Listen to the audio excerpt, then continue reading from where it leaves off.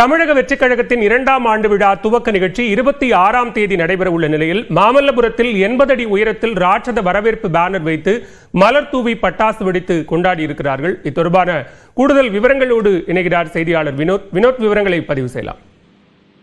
பாலவேல், தமிழக வெற்றிக் கழகத்தின் கட்சி துவங்கி முதல் ஆண்டு முடிந்து 2ஆம் ஆண்டில் நடைபெற்றுக் கொண்டிருக்கின்றன. அதை கொண்டாடும் வகையில் கட்சியின் தலைவர் விஜய் இந்த ஆண்டு விழா கொண்டாட வேண்டும் என்று ஒரு அறிவிப்பை வெளியிட்டார். அதற்கான ஒரு 3 பேர் கொண்ட குழு அமைத்து இடமானது தேர்வு செய்யப்பட்டது. அந்த இடம் மாமல்லபுரம் அருகே உள்ள பூஞ்சேரி என்ற தனியார் விடுதியில் நடைபெற உள்ளது.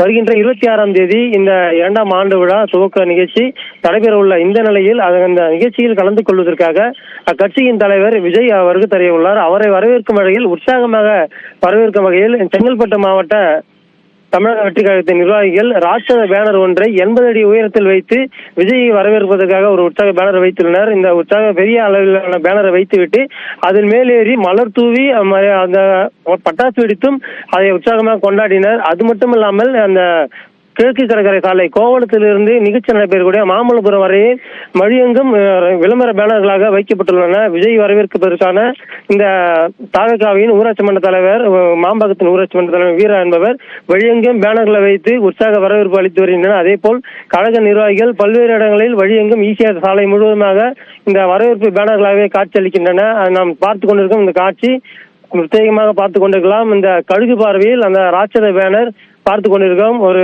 பிரத்யேக காட்சி நியூஸ் 18 தமிழ்நாடு ஒளிபரப்பிக் கொண்டிருக்கின்றன. இந்த பிரத்யேக காட்சி மாமல்லபுரம். விவரங்களுக்கு நன்றி வினோத்.